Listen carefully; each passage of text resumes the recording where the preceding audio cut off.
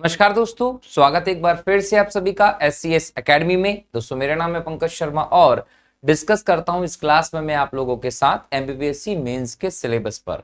दोस्तों MBBSC mains के paper number 2 के सेक्शन बी में जो समाजशास्त्र विषय दिया गया है उस पर ये हमारी लेक्चर सीरीज चल रही है और आज के इस लेक्चर में हम लोग उस टॉपिक को आगे बढ़ाने वाले हैं जो हमने पिछले लेक्चर में शुरू किया था। पिछले लेक्चर में मैंने आप लोगों को विवाह व्यवस्था वाला टॉपिक जो है वो स्टार्ट किया था और विवाह व्यवस्था के इस टॉपिक को हम लोगों ने इसलिए स्टार्ट किया था दोस्तों क्योंकि आपके सिलेबस में दिया है।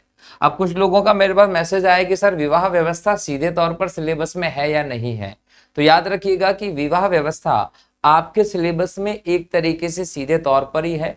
क्यों? क्योंकि जब हम धर्म वाले टॉपिक को पढ़ रहे थे तो वहां पर उसके बाद अगला टॉपिक दिया गया था धर्म का समाज पर प्रभाव।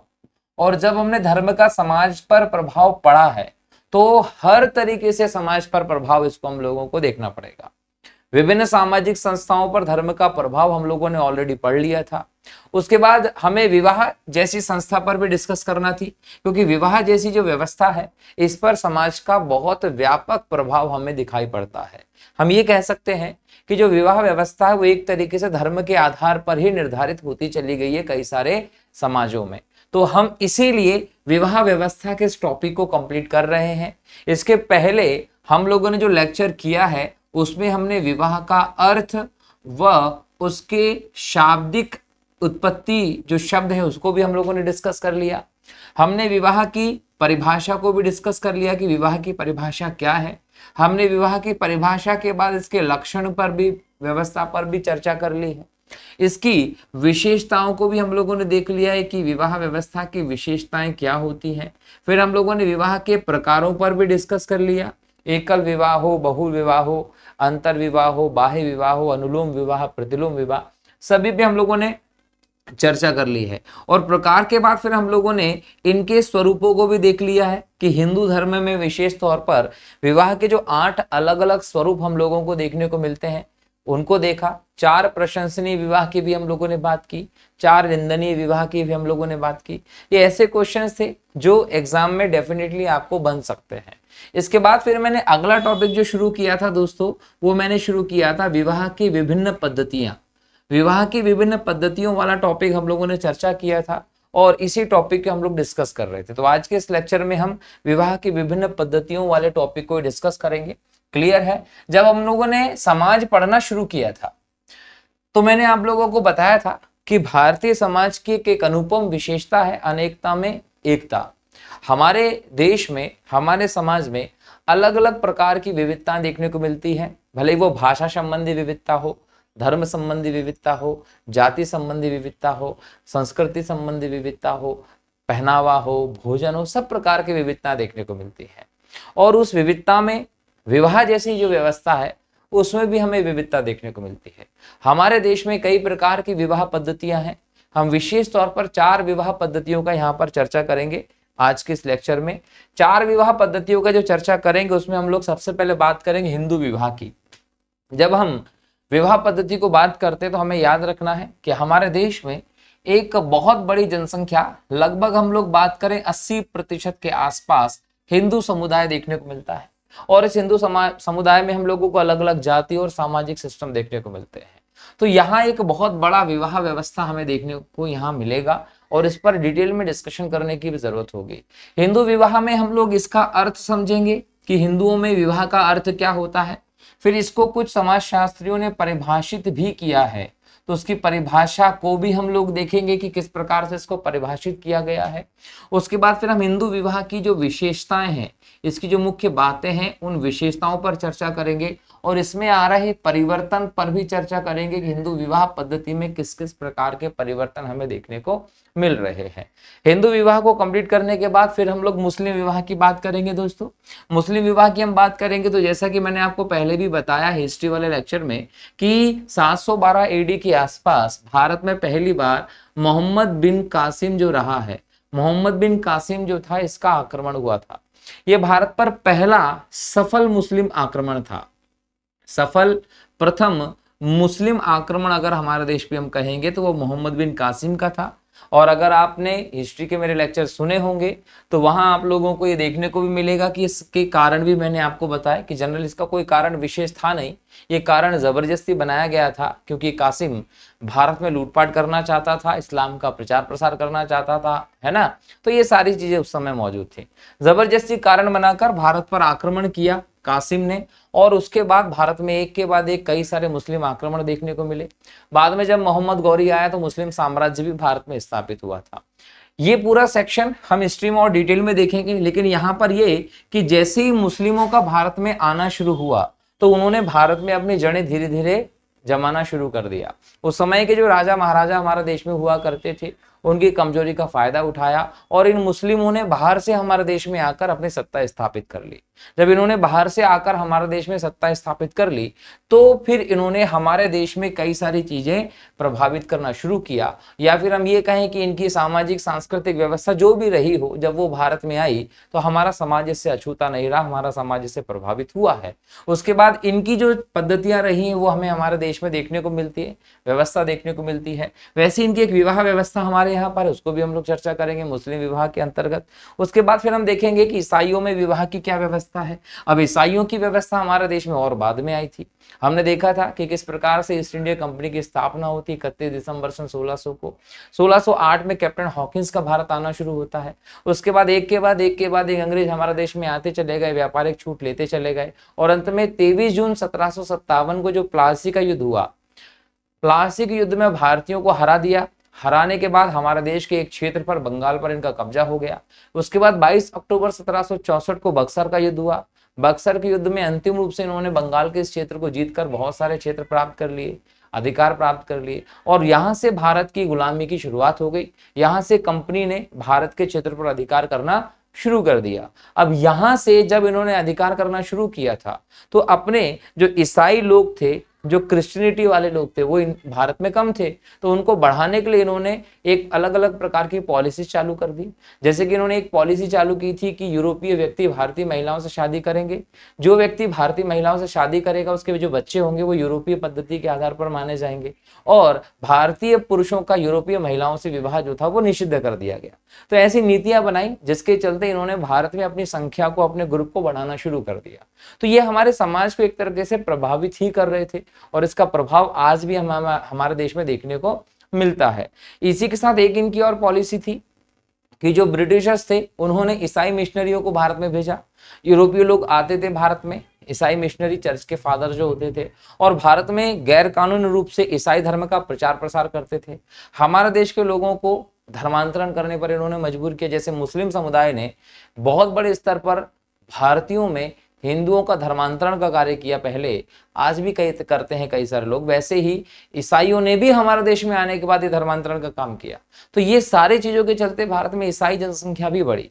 आगे हम बात करेंगे इस पर विशेष तौर पर और भी, लेकिन ईसाई व्यवस्था हमारे देश में से आ गई, और एक लंबा दौर हमारे देश में लगभग 200 सालों का अंग्रेजों को रहा, जिसमें ईसाई पद्धतियां हमारे देश में बढ़ती चली गई, फलती फूलती चली गई। इसका परिणाम है कि आज हमारे देश में इसके सिस्टम भी है और ईसाई विवाह पद्धति भी हमारे यहाँ पर मौजूद है। और लास्ट हम फिर बात करेंगे दोस्तों सिख समुदाय में विवाह। सिख समुदाय अगर हम देखें तो वैसे हिंदू समुदाय का ही हिस्सा है। इनकी विवाह पद्धति जो है वो पहले अगर हम देखें तो पूरी तरीके से जो अन्य हिंदू समुदाय उनके जैसी ही रही, लेकिन तीसरे गुरु जो रहे सिख धर्म के, उन्होंने मूल हिंदुओं से अलग थोड़ी सी इनकी विवाह पद्धति स्थापित की है, तो उसकी विशेषताओं को भी हम लोग यहाँ देखने वाले हैं।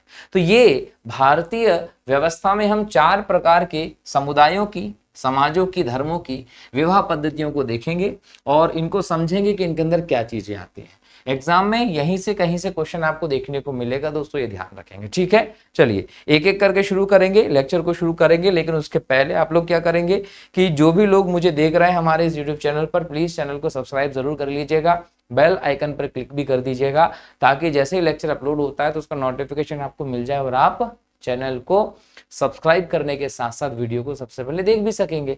बराबर है कि नहीं है? तो जरूर सब्सक्राइब करिए, लेक्चर को अपने दोस्तों के साथ शेयर भी जरूर करिए दोस्तों, ठीक है। तो चलिए शुरू करेंगे। सबसे पहले हिंदू विवाह पद्धति। जब हम हिंदू समाज की बात करते हैं तो विवाह एक धार्मिक संस्कार माना जाता है। ऐसा धार्मिक संस्कार जिसमें आप 2 लोगों का मिलन नहीं देखते हैं, आप पूरे परिवार का मिलन मानते हैं। आप इसको जन्म जन्मांतर की व्यवस्था मानते हैं। हस्बैंड वाइफ का जो रिलेशन हमारे देश में हिंदू धर्म में देखने को मिलता है, उसे इतना पवित्र रिलेशन माना जाता है कि दोनों एक दूसरे के लिए, जीवन की अच्छी कामनाओं के लिए अनेक प्रकार के व्रत, कथाएं, सब चीजें करने को तैयार हो जाते हैं। वैसे भी अभी देखें हम लोग, रक्षाबंधन के बाद तीज से लेकर करवा चौथ से लेकर कई सारे व्रत आपको जरूर देखने को मिलेंगे दिवाली तक। तो ये पूरा के पूरा एक प्रकार से वैवाहिक संबंधों की मधुरता के लिए, दीर्घायु के लिए ही किए जाते हैं। तो ये पूरे हमारे संस्कार की व्यवस्था है जो हिंदू विवाह व्यवस्था में हमें देखने को मिलते हैं। जब हम हिंदू व्यवस्था में देखें, सबसे पहले क्या बोलेंगे कि विवाह एक धार्मिक संस्कार होता है। विवाह जो इसको पवित्र सामाजिक संबंध माना जाता है, ये भी ध्यान रखेंगे। इसके बाद यहाँ इंपॉर्टेंट चीज है कि जो हिंदू में विवाह है, ये जो विवाह व्यवस्था है, वो एक नए जीवन का प्रारंभ भी माना जाता है। इसको बोलते हैं नया जीवन का प्रारंभ। अब नया जीवन का प्रारंभ कैसे होता है तो उसको जरा समझें। मैंने आपको आश्रम में व्यवस्था डिस्कस की थी। अब आपको जो आश्रम में व्यवस्था डिस्कस की थी उसमें मैंने बताया था कि 4 आश्रम थे, ठीक है, और 4 आश्रम के साथ साथ मैंने आप लोगों को एक पुरुषार्थ वाला टॉपिक भी पढ़ाया था। अब पुरुषार्थ की जब बात की थी तो मैंने कहा था कि 4 पुरुषार्थ हैं। इस आश्रम व्यवस्था के माध्यम से आप इन 4 पुरुषार्थों को सिद्धि करते हो, जिसमें आप क्या देखते हो, काम, काम के बाद आप देखते हो अर्थ, धर्म और मोक्ष। ये चौथा होता है। यहां पर धर्म पहला होता है, अर्थ दूसरा होता है और काम तीसरा होता है। तो ये पुरुषार्थ भी मैंने आप लोगों को डिस्कस किए थे, धर्म, अर्थ, काम, मोक्ष, ठीक है। तो धर्म, अर्थ, काम और मोक्ष, ये जो पुरुषार्थ मैंने बताए थे, ये पुरुषार्थों को आपको सिद्ध करना है इस आश्रम व्यवस्था में जाके, जिसमें आपको पहला आश्रम मिला था क्या, ब्रह्मचर्य, दूसरा आश्रम मिला था क्या, गृहस्थ, तीसरा आश्रम मिला था क्या, वानप्रस्थ, और चौथा जो आपको आश्रम मिला था वो मिला था सन्यास, बराबर। तो यहाँ 0 से 25 साल, 25 से 50 साल, 50 से 75 साल और 75 से 100 साल की ये पूरी अवधि आपके लिए मौजूद थी। अब ब्रह्मचर्य में तो आप पढ़ाई लिखाई का काम करते हैं गुरुकुल में जाकर, तो किसी भी प्रकार की अलग व्यवस्था में आप नहीं जा पाते। तो यहाँ धर्म वाला काम तो आपके साथ मौजूद ही है, और जब आप संन्यास में जाएंगे तो आप फिर मोक्ष वाले सिद्धांत पे भी पहुंचेंगे। लेकिन काम और अर्थ, अर्थ बोले तो पैसा संबंधी और काम बोले तो सेक्सुअल नीड और इस प्रकार की जो व्यवस्था है वो आएंगी। तो इन पुरुषार्थों को आपको पूरा करना है तो उसके लिए आपको काहे में जाना पड़ेगा, गृहस्थ आश्रम में जाना पड़ेगा। गृहस्थ आश्रम में जब आप जाएंगे तो इसमें प्रवेश कैसे करेंगे, गृहस्थ आश्रम में प्रवेश करने के लिए आपको क्या करना होगा, विवाह करना होगा। विवाह करना होगा। कहा गया है कि इन चारों पुरुषार्थों की सिद्धि करना आपके लिए जरूरी है। बोलने का मतलब मेरा ये है कि काम का, अर्थ का, धर्म का आप सिद्धि करेंगे तो आपको क्या मिलेगा, मोक्ष मिलेगा। मतलब मोक्ष के लिए इन तीनों पुरुषार्थों की सिद्धि करना पड़ेगी। अब आप धर्म का पुरुषार्थ तो कर लेंगे, लेकिन अर्थ और काम का पुरुषार्थ कैसे करेंगे, तो इसके लिए आप गृहस्थ आश्रम में जाएंगे विवाह व्यवस्था के माध्यम से, और वहां आप देखेंगे कि उसी आश्रम में आपको काम और अर्थ संबंधी जो व्यवस्था उसमें रियायत है, छूट है, वहां जाकर आप ये कर सकते हैं। तो यहां आप गृहस्थ आश्रम में प्रवेश करते हैं किसके माध्यम से, विवाह के माध्यम से। इसलिए गृहस्थ आश्रम का प्रवेश द्वार किसको माना जाता है, तो वो विवाह को ही माना जाता है। मतलब विवाह करके, गृहस्थ आश्रम में प्रवेश करके आपके जीवन के जो 4 उद्देश्य हैं उनमें से 2 उद्देश्य काम और अर्थ वाले उद्देश्य की पूर्ति आप करते हैं। मतलब आपके जीवन की सफलता अगर आप चाहते हैं तो उसके लिए आपको विवाह करना पड़ता है, और सभी पुरुषार्थों की सिद्धि करके अंततः आप कहीं ना कहीं बोल सकते हैं कि अपने उद्देश्य की पूर्ति कर लेते हैं। तो यहाँ धार्मिक संस्कार है, पवित्र सामाजिक संबंध है, और गृहस्थ आश्रम में प्रवेश करते हैं। हिंदू विवाह की अगर हम परिभाषाओं की बात करें तो यहाँ पर केम कापड़िया जी ने इसकी परिभाषा दी है। क्या कहते हैं कि हिंदू विवाह एक स्त्री और पुरुष के बीच स्थापित होने वाला मान्यता प्राप्त संबंध है। यहां पर इसको क्या बोलेंगे, मान्यता प्राप्त संबंध बोलेंगे। इसका उद्देश्य क्या होता है, धर्म, प्रजा, रति, कुछ दूसरे दायित्वों का निर्वहन करेंगे। तो इन सभी दायित्वों का आपको निर्वहन अगर करना है तो आपको विवाह करना पड़ेगी, और विवाह के माध्यम से ही आप इस दायित्व का पूरा कर सकते हैं। पीएच प्रभु ने इसकी परिभाषा दी। इन्होंने कहा कि जो पति पत्नी है, इनके बीच स्थापित होने वाला एक पवित्र बंधन जो होता है, ये जो पवित्र बंधन होता है, इस बंधन को हम विवाह कहते हैं। ये आजीवन चलने वाला बंधन होता है। इसका उद्देश्य विवाह से संबंधित दोनों पक्षों के प्रति अपने धार्मिक और सामाजिक कर्तव्यों को पूरा करना होता है। भले ही वो यौन संबंध की बात हो, भले ही वो संतान उत्पन्न करने की बात हो, भले ही वो संतान का पालन पोषण करने की बात हो, ये सारे के सारी चीज जो होती हैं वो सभी के सभी आप विवाह के माध्यम से ही करते हैं। और इसको धार्मिक संस्कार कहते हैं। क्यों? क्योंकि आप जो धर्म की व्यवस्था है उसको भी आप इससे पूरा करते हैं। ऋण की बात कर लें, ऋण आप बिना विवाह के पूर्ण नहीं कर सकते जो आपके ऊपर माने जाते हैं ना, जैसे देव ऋण, ऋषि ऋण, पितृ ऋण माने जाते हैं। तो आप देव ऋण, ऋषि ऋण, पितृ ऋण की अगर आपको पूर्ति करना तो विवाह के बाद ही करेंगे। देव ऋण के लिए आपको यज्ञ करना पड़ेगा, उसके लिए आपकी बीवी साथ होना चाहिए। पितृ ऋण पूरा करने के लिए संतान चाहिए, उसके लिए आपको बीवी होनी पड़ेगी। ऋषि ऋण के लिए आपको दूसरे को ज्ञान देना पड़ेगा पारिवारिक व्यवस्था के अंतर्गत रहते हुए, उसके लिए आपको शादी करना पड़ेगी। तो आपके जीवन के इन तीनों ऋणों से अगर आपको मुक्ति चाहिए, इनकी पूर्ति करना है तो विवाह करना पड़ेगा। धार्मिक व्यवस्था को बेहतर तरीके से चलाना है तो विवाह करना पड़ेगा। अंततः हम ये कहते हैं कि धार्मिक संस्कार जो है वो हिंदू धर्म में विवाह माना जाता है। क्लियर है? तो ये विवाह की हिंदुओं में परिभाषा भी हम लोगों ने देख लिए दोस्तों, ठीक है। और विवाह को और अगर हम अपने शब्दों में परिभाषित करना चाहें तो आप क्या कह सकते हैं कि विवाह एक प्रकार की सामाजिक स्वीकृति है। विवाह एक प्रकार की क्या है? सामाजिक स्वीकृति है। क्यों? क्योंकि जो समाज है उसमें अलग अलग प्रकार के व्यवस्थाएं हैं, सबके नियम अलग अलग हैं। तो सब जब उनके नियमों के अनुसार विवाह करते हैं तो उनको संतान उत्पन्न करने की बात कर लें, यौन संबंध की बात कर लें, आदि की सामाजिक स्वीकृति मिल जाएगी। अगर बिना विवाह के कोई लड़का लड़की एक साथ रहे तो समाज वाले उनको लेकर अलग अलग चीजें चालू कर देते हैं बोलना, अलग अलग तथ्य स्थापित कर लेते हैं उनके लिए। तो ये सब चीजें कहीं ना कहीं समाज की दृष्टि से गलत है, लेकिन आप वही सब काम विवाह के बाद करोगे तो वो सही हो जाते हैं। तो आपके कार्यों को सामाजिक स्वीकृति मिलना ही विवाह कहीं ना कहीं एक कारण बन जाता है, ठीक है। तो विवाह क्या है? आपके संबंधों को सामाजिक स्वीकृति प्राप्त होना, ठीक है। चलिए हिंदू विवाह की विशेषताओं की बात कर देखिए। पहला विवाह है कि हिंदू एक धार्मिक संस्कार है। हिंदू में विवाह क्या धार्मिक संस्कार है? जैसे मैंने कहा कि ऋण जो है वो कितने हैं? 3 है। एक आपका है पितृ ऋण, दूसरा है देव ऋण, तीसरा है ऋषि ऋण। इन ऋणों की पूर्ति करना बहुत जरूरी है, तो ये विवाह के माध्यम से ही होती है। दूसरी बात होता है कि आपकी संतान आपके वंश को आगे बढ़ाएगी, आपके संस्कारों को आगे बढ़ाएगी, आपके धार्मिक व्यवस्था को आगे बढ़ाएगी, ये भी ध्यान रखना है। और यहाँ पर विवाह में क्या होता है कि पति और पत्नी, अब पति और पत्नी का जो संबंध माना जा रहा है इसमें पति जो है वो स्वामी के संदर्भ में समझा जाता है। तो ऐसे में इसकी व्यवस्थाओं को पूरा करना भी एक धार्मिक संस्कार के अंतर्गत है।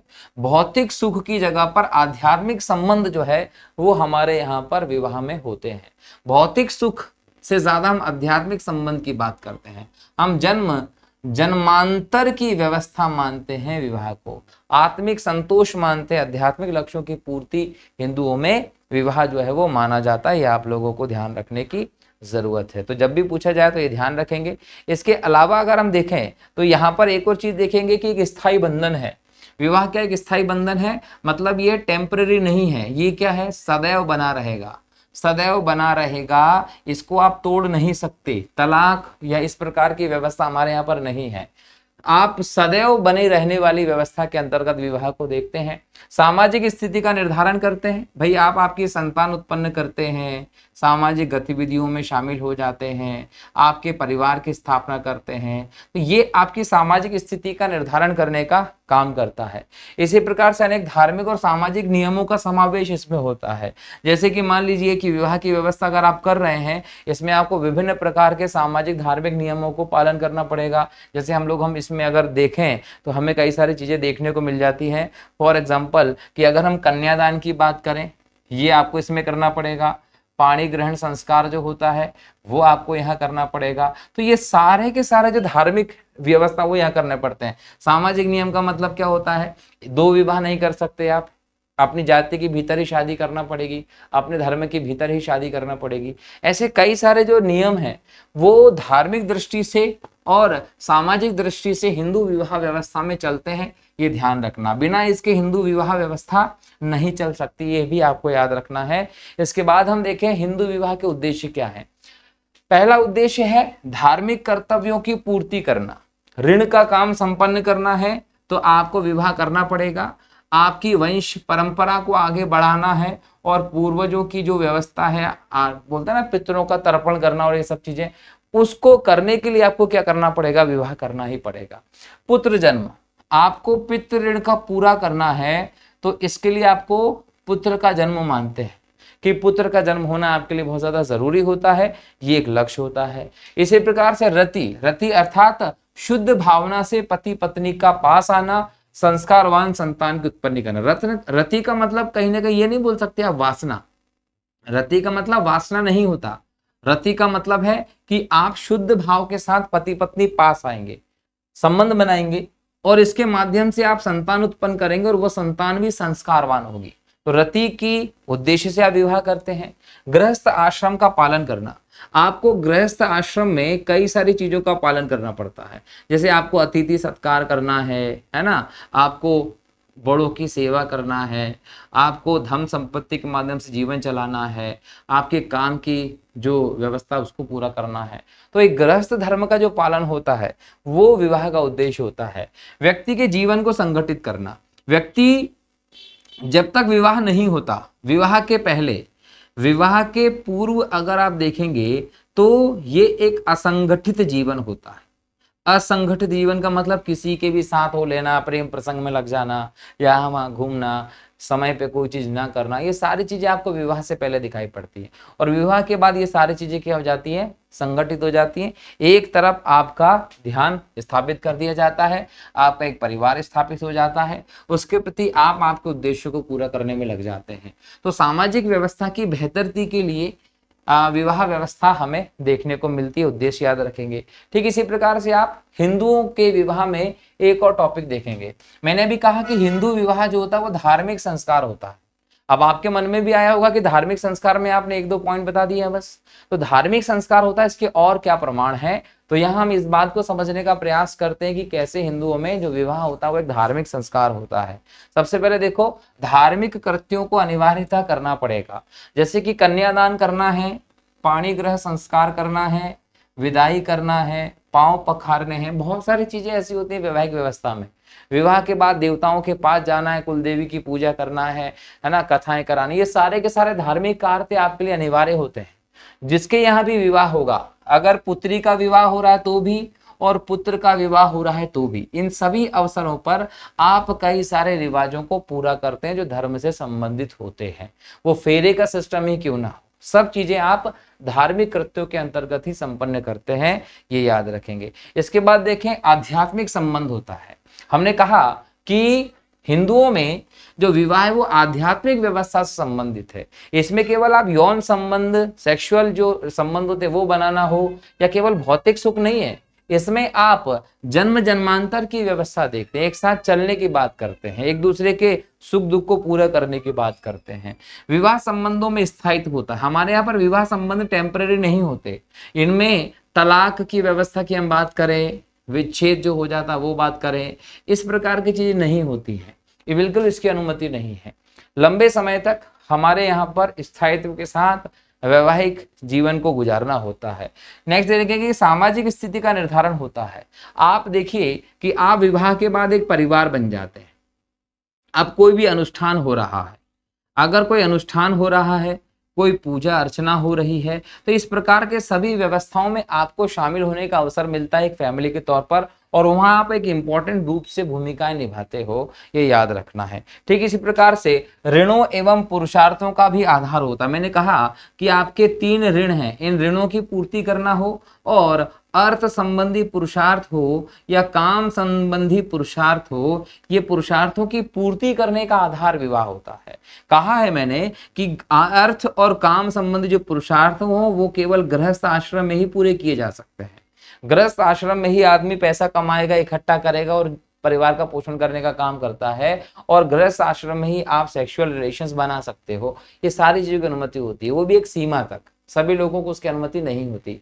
तो गृहस्थ आश्रम में प्रवेश करते हुआ विवाह के माध्यम से, और 4 पुरुषार्थों में से 2 का यहाँ पर आप संपूर्ति करते हो। वैसे ही ऋणों की पूर्ति भी आप किसके माध्यम से करते हो? विवाह के बाद ही करते हुए ध्यान रखेंगे। ठीक इसी प्रकार से धार्मिक आदेशों व निषेधों से युक्त होता है। जैसे आप अपने ही धर्म में विवाह करेंगे, अपनी जाति में विवाह करेंगे, जाति के बाहर विवाह नहीं कर सकते, और धर्म के बाद विभिन्न प्रकार के संस्कार जो होते हैं वो इसमें संपन्न किए जाएंगे। तो इन सभी आधारों पर अगर देखें क्या कि धार्मिक कर्तव्यों का निर्वहन करना, आध्यात्मिक संबंध होना, विवाह में स्थायित्व होना, सामाजिक स्थिति का निर्धारण होना, उसके बाद फिर ऋणों आश्रम जो है उसमें इंपॉर्टेंट रोल इनका होना, धार्मिक आदेशों का निषेध होना, ये सभी के सभी इस बात को स्पष्ट करते हैं कि हिंदुओं में जो विवाह है वो एक केवल सामान्य विवाह नहीं है, वो एक धार्मिक संस्कार के तौर पर देखा जाता है। ठीक इसी प्रकार से हम हिंदू विवाह में वर्तमान परिवर्तन की बात करेंगे। देखिए, जो हिंदुओं का विवाह है वो प्राचीन काल से स्थापित हुआ है, और प्राचीन काल से ये जो व्यवस्था चल रही है इसमें मैंने कहा है कि महाभारत में इसका उल्लेख हमें मिलता है, महाभारत के समय से। मतलब ये प्राचीन भारत की वैदिक व्यवस्था की हम बात कर लें, उसकी एक इंपॉर्टेंट विशेषता है, और ये विशेषता जो रूप में स्थापित हुई थी उसमें धीरे धीरे करके हमें क्या देखने को मिल रहे हैं? परिवर्तन देखने को मिल रहे हैं। अब हमारे यहाँ पर शादी ब्याह जो होता है वो उस प्रकार की व्यवस्था नहीं रही जो पहले हुआ करती थी, वैसी नहीं रही है। आज इसका पूरा के पूरा स्वरूप हमें बदलता दिखाई पड़ रहा है। यहाँ तक कि कुछ लोग ऐसे कहेंगे कि हम तो पूरी रिवाजों के साथ, सिस्टम के साथ शादी करते हैं और बढ़िया सब कुछ चीजें हैं, वो लोग भी इन सिद्धांतों को उल्लंघन करते हैं। हर एक परिवार, मैं किसी को अपवाद नहीं कहूंगा, क्योंकि आज देखने में आपको बड़ी से बड़े व्यक्ति की और गरीब से गरीब व्यक्ति के यहाँ पर जो वैवाहिक संबंध स्थापित होते हैं उसमें ये कमियां आ चुकी हैं। विवाह का मूल स्वरूप हमारे यहाँ से पूरी तरीके से समाप्त हो चुका है। हर एक जगह की शादी में कुछ ना कुछ ऐसे तथ्य, ऐसी चीजें आ चुकी हैं जो हमारे विवाह व्यवस्था की मूल सिस्टम को उल्लंघन माना जाता है। जैसे कि हम परिवर्तनों की बात करें तो विवाह के नियमों में परिवर्तन आ गया है।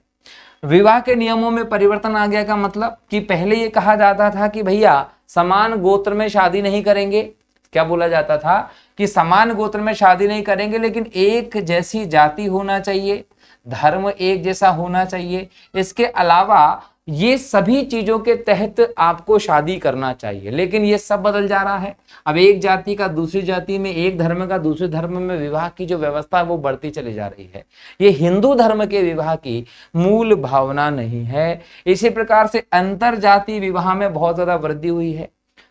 एक जाति में विवाह बहुत कम ही हमें देखने को मिल रहे हैं, ये ध्यान रखेंगे। ठीक इसी प्रकार से धार्मिक पक्ष कमजोर हो रहा है। अब हमारे यहाँ पर विवाह जो है वो जन्म जन्मांतर की कहानी नहीं है। हिंदुओं में जो विवाह रहा है ये हिंदू विवाह, हमने कहा कि धार्मिक संस्कार है। क्या है? धार्मिक संस्कार है, और ये धार्मिक संस्कार जन्म जन्मांतर की कहानी मानी जाती है। ठीक है, अब ये स्वरूप बदल रहा है। हिंदुओं में विवाह करेंगे, कुछ साल शादी चलती है, उसके बाद तलाक हो जाता है।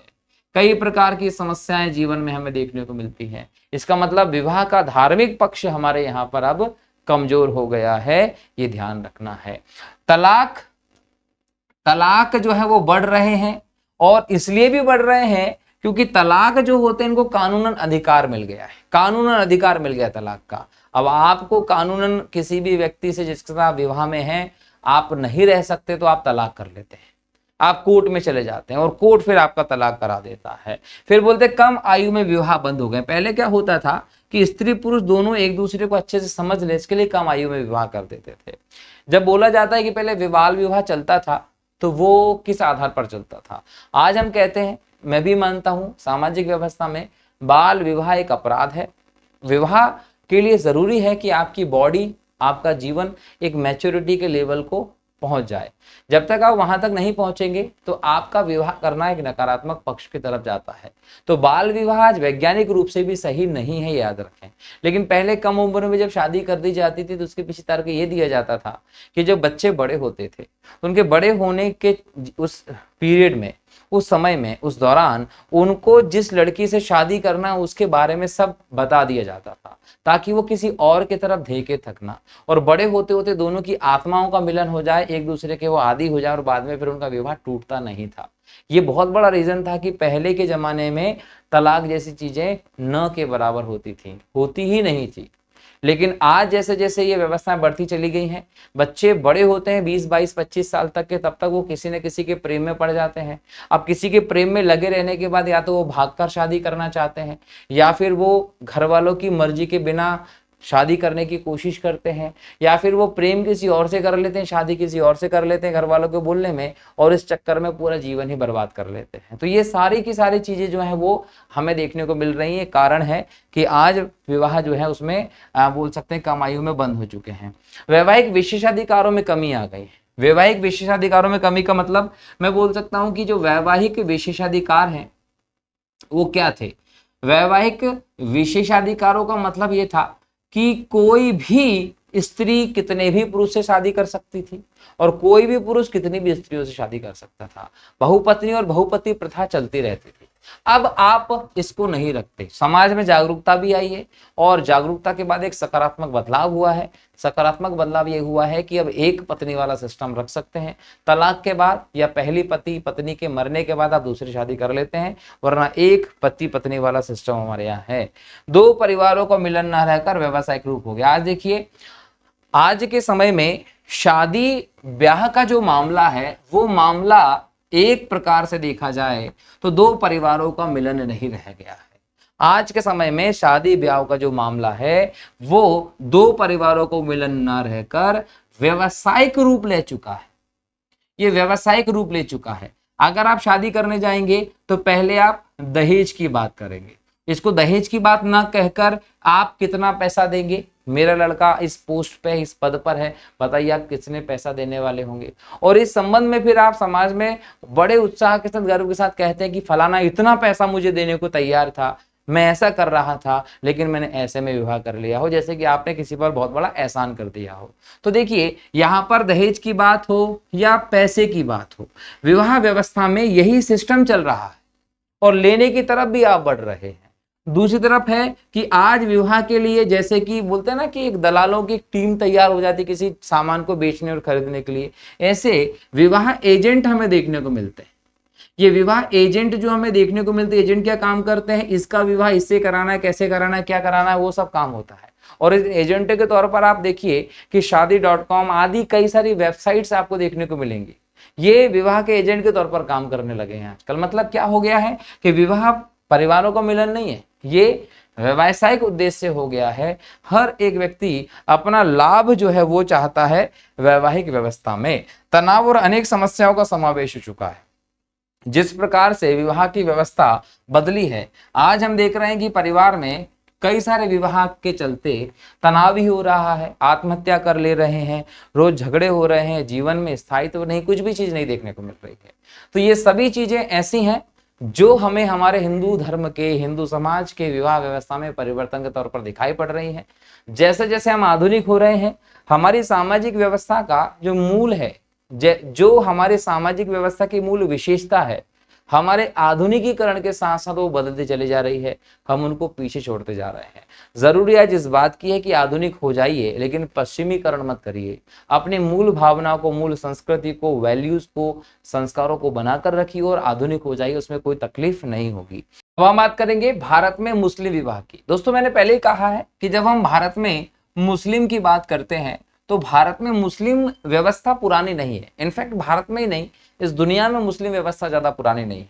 हम जब तथ्यों को देखते हैं तो हमें पता चलता है कि 570 ईस्वी के आसपास हजरत मोहम्मद साहब का जन्म हुआ था और उसके कई सालों बाद हमें इस्लाम जैसी विचारधारा देखने को मिलती है। मतलब ये एक ऐसी विचारधारा है वो ज्यादा से ज्यादा 1400 साल पुरानी है, इससे ज्यादा पुरानी ये विचारधारा हमें देखने को नहीं मिलती, 1400 वर्ष से ज्यादा पुरानी नहीं है।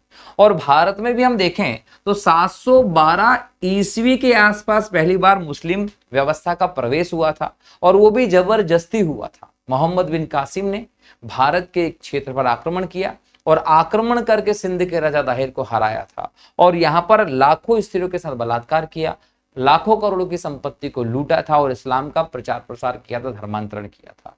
तो यहां से एक जबरदस्ती वाली व्यवस्था के तौर पर हमारे देश में इसका प्रारंभ होता है। लेकिन बाद में हम जब मोहम्मद गौरी के समय देखते हैं तो मोहम्मद गौरी के द्वारा भारत में पहली बार मुस्लिम साम्राज्य की स्थापना होती है और यहां से हमें हमारे देश में एक नया सिस्टम देखने को मिलता है सामाजिक व्यवस्था में, जो मुस्लिम संस्कृति के तौर पर जाना गया। इन्होंने हमारे देश में आने के बाद इनकी संस्कृति को भारतीय संस्कृति में मिलाना चालू कर दिया और कई बार तो हम ये भी देखते हैं कि हजारों मंदिरों को तोड़ा गया और भारतीय संस्कृति की जगह पर इस्लामिक संस्कृति को स्थापित करने का प्रयास किया गया। क्योंकि भारतीय संस्कृति जो हिंदू संस्कृति रही है इतनी प्राचीन, इतनी अक्षुण्ण मजबूत थी कि उसको हिलाना संभव नहीं रहा। इसके बावजूद हम देखें प्रभावित तो किया ही है और ऐसा सिस्टम हमारे देश में है। मुस्लिम व्यवस्था को जब हम देखते हैं तो मुस्लिम व्यवस्था में हमारे देश में जो विवाह है उस विवाह का अलग सिस्टम देखने को मिलता है। जैसे विवाह के लिए यहाँ जो शब्द है मुसलमानों में वो निकाह होता है। निकाह जो है वो इनके विवाह को कहते हैं और इसका अर्थ होता है स्त्री पुरुषों का विधायी समागम। मतलब ये एक प्रकार का समझौता है। मुसलमानों में शादी स्त्री पुरुषों के बीच में एक प्रकार का समझौता होता है और ये समझौता जो होता है ये धार्मिक आधार पर तय किया जाता है। तो धार्मिक आधार पर इस समझौते से ज्यादा इसको और कुछ नहीं माना जाता। ये समझौता संतान उत्पन्न करने के लिए और उनको वैधानिक मान्यता देने के लिए ही स्थापित किया जाता है, जो स्त्री और पुरुष अपनी इच्छा से अपनी स्वीकृति के साथ करते हैं। तो जहां आप हिंदू धर्म में विवाह जो है उसको एक धार्मिक संस्कार मानते, जन्म जन्मांतर की व्यवस्था मानते हैं, वही मुसलमानों में विवाह एक समझौता होता है जो स्त्री पुरुषों के बीच में कुछ विशेष उद्देश्यों को लेकर किया जाता है। मुस्लिम विवाह की विशेषताओं की बात करें तो यहाँ पर योग्यता जो है वो 15 वर्ष है।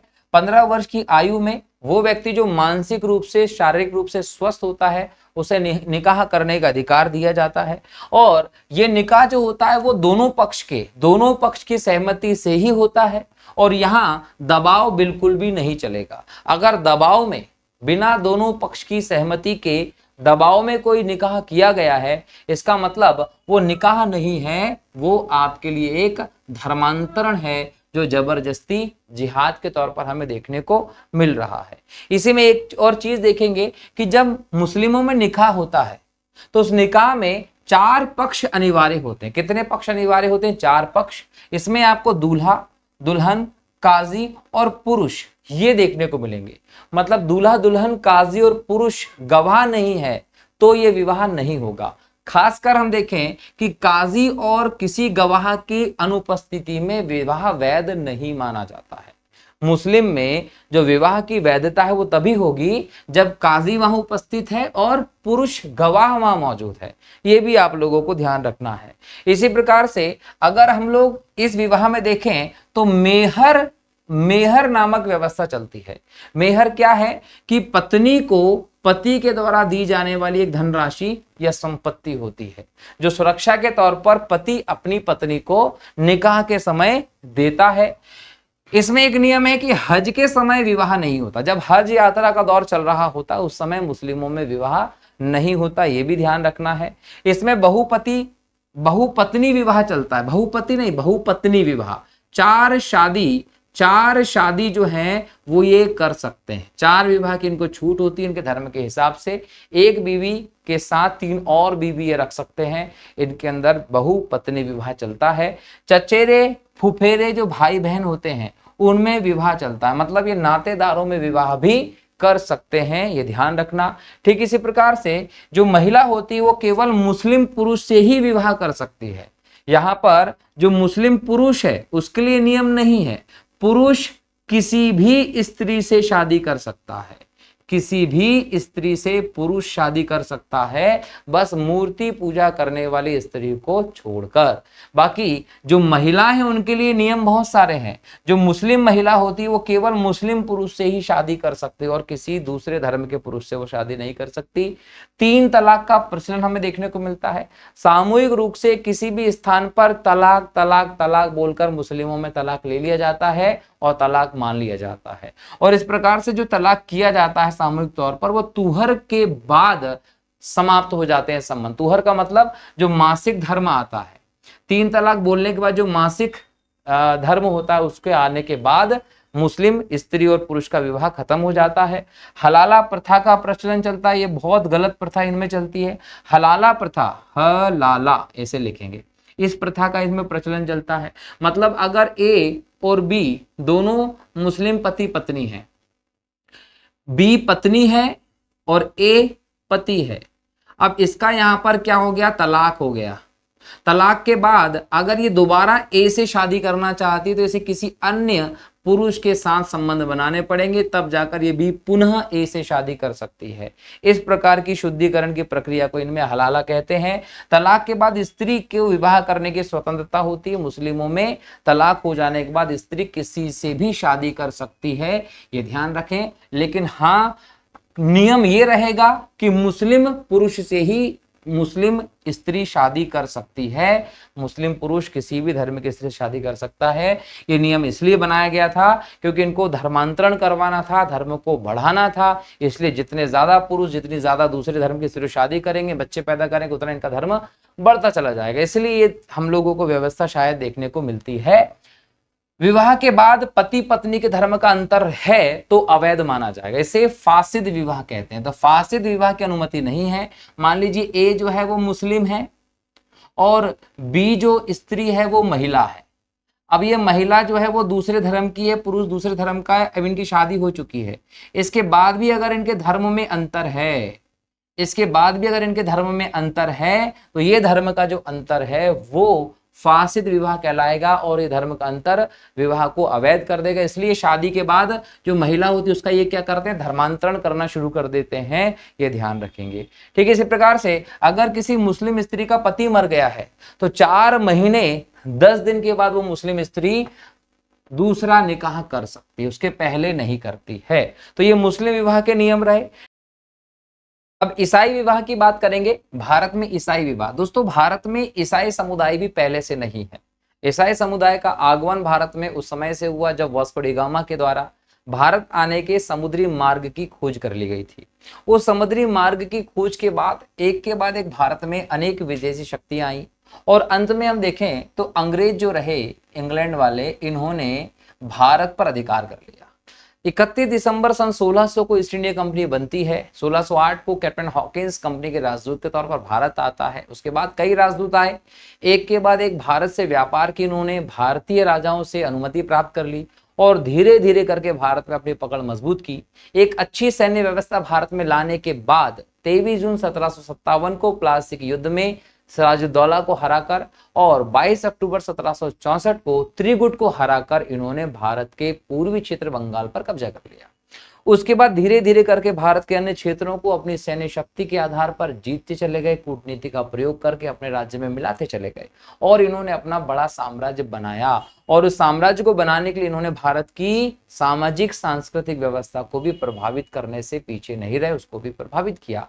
और इसी क्रम में इन्होंने भारत में ईसाई लोगों की संख्या बढ़ाने का उद्देश्य रखा। इसके लिए इन्होंने भारतीय स्त्रियों के साथ यूरोपीय पुरुषों का विवाह करना चालू किया। जो संतानें उत्पन्न हुई उनको ईसाई पद्धति से बड़ा किया। साथ ही साथ भारतीय पुरुषों का यूरोपीय स्त्रियों से विवाह निषिद्ध कर दिया।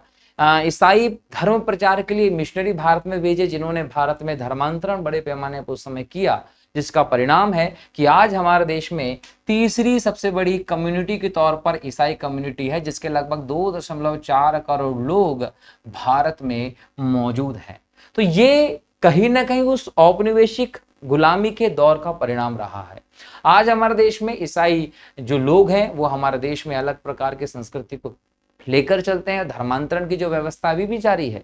आज हमारे देश में अलग अलग प्रकार के लालच चीजों के आधार पर धर्मांतरण किया जा रहा है। लेकिन अगर ईसाई संस्कृति में विवाह की बात करें दोस्तों, तो एक अलग विवाह पद्धति जरूर है, लेकिन इनकी विवाह पद्धति भारत के हिंदू विवाह पद्धति से कुछ हद तक मिलती भी है, जिसको आज हम समझेंगे। बराबर है कि नहीं है? चलिए सबसे पहले तो बात करें, ईसाई जो व्यवस्था है उसमें कैथोलिक और प्रोटेस्टेंट दो समुदाय हमें देखने को मिलते हैं।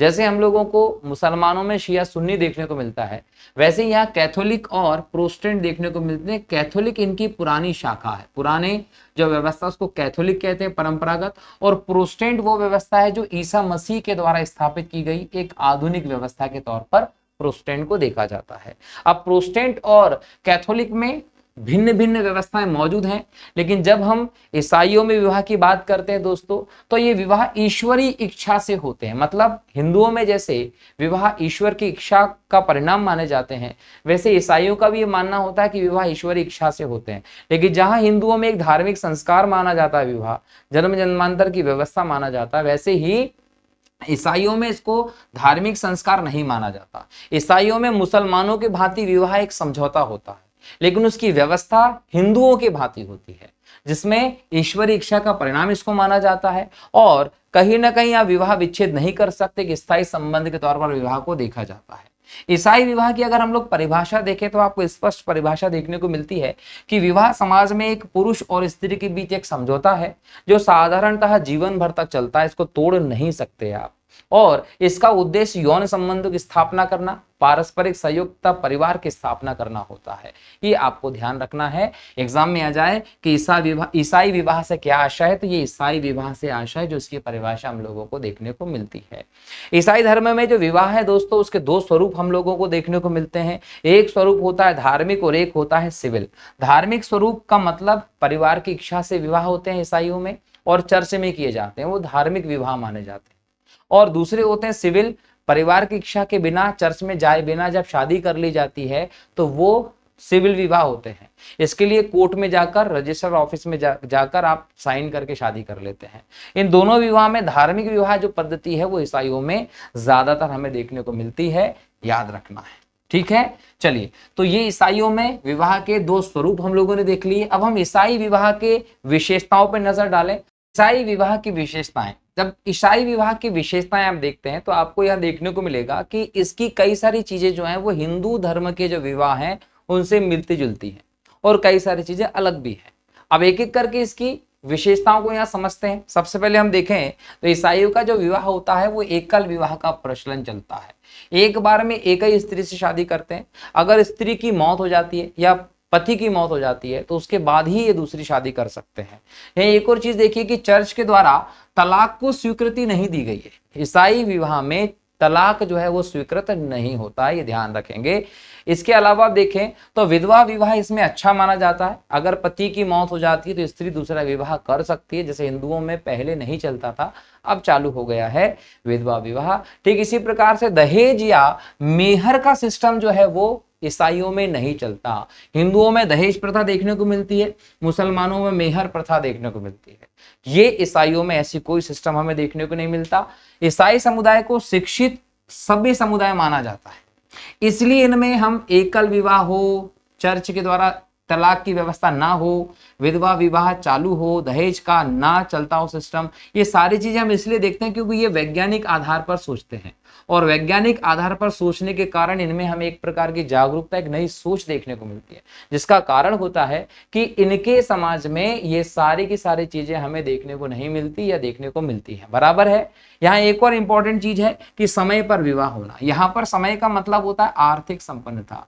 यहाँ जब तक जो लड़का है वो आर्थिक रूप से संपन्न नहीं हो जाता तब तक विवाह नहीं किया जाता। आप भले ही 25-30 साल के हो जाएं, कोई प्रभाव नहीं पड़ता। यहाँ पर अगर आप आर्थिक रूप से बोल सकते हैं काबिल हो चुके हैं, अपने बीवी बच्चों की जिम्मेदारी रख सकते हैं, तो आप विवाह करिए, वरना आपको विवाह की अनुमति नहीं है। इस प्रकार का सिस्टम हमें ईसाइयों में देखने को मिलता है, ये आपको ध्यान रखना है। इसमें एक और इंपॉर्टेंट चीज है, जैसे कि नातेदारी में विवाह नहीं करते। हमारे यहाँ पर जनजातीय समुदाय में नातेदारी में विवाह हो जाता है।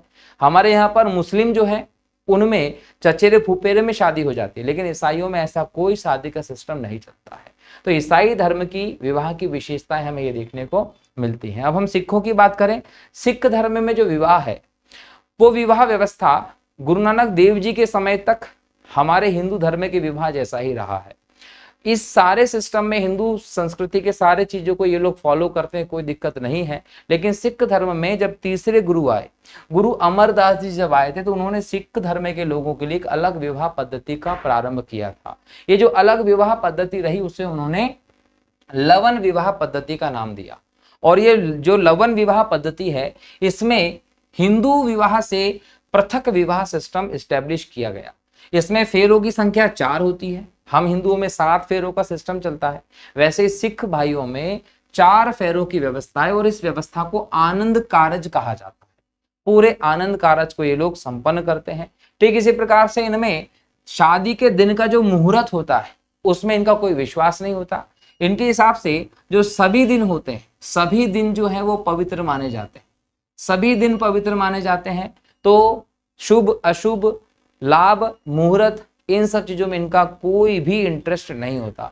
इनमें अमृतधारी सिख जो होता है वो आनंद कारज करवाता है या विवाह संपन्न करवाता है। जैसे हम लोग पंडित को हिंदुओं में शादी कराने वाला कहते हैं, काजी को मुसलमानों में शादी कराने वाला कहते हैं, चर्च के फादर को ईसाइयों में शादी कराने वाला कहते हैं, वैसे ही अमृतधारी सिख जो होता है वो सिख धर्म में शादी की व्यवस्था को देखते हैं। जो फेरे होते हैं वो गुरु ग्रंथ साहिब के चारों तरफ लिए जाते हैं। तो सिख धर्म में ऐसे कई इंपॉर्टेंट विशेषताओं के साथ विवाह कार्य संपन्न किए जाते हैं। तो ये सिख धर्म का विवाह का सिस्टम रहा दोस्तों। और आज के इस लेक्चर में हम लोगों ने विवाह से संबंधित सभी पद्धतियों को देखा। हम लोगों ने हिंदू विवाह पद्धति, उसके गुण दोष, उसमें आ रहे परिवर्तनों पर चर्चा की। मुस्लिम विवाह पद्धति पर चर्चा की, उसकी विशेषताओं को देखा। ईसाइयों की विवाह पद्धति पर चर्चा करके उसकी विशेषताओं को देखा। साथ ही साथ सिखों की विवाह पद्धति पर भी चर्चा किया है। इस प्रकार से आपका ये पूरा टॉपिक कंप्लीट होता है। यूनिट 1 भी कंप्लीट होता है। अगले लेक्चर में यूनिट 2 के पहले टॉपिक पर डिस्कशन करेंगे। इसके क्वेश्चन जो है यूनिट 1 के, वो भी मैंने अपलोड कर दिए, उनको लिखिए और भेजिए टेलीग्राम पर, ताकि उसको हम लोग चेक करें कि आपकी तैयारी कैसी चल रही है। इसके अलावा लगातार हमारे इस लेक्चर सीरीज से जुड़े रहिए। कोई भी प्रॉब्लम आता है तो सीधे कमेंट करिए, टेलीग्राम करिए। मिलता हूँ अगले लेक्चर में, तब तक के लिए बहुत बहुत शुक्रिया। जय हिंद, जय भारत दोस्तों, बहुत बहुत धन्यवाद। जय श्री राम।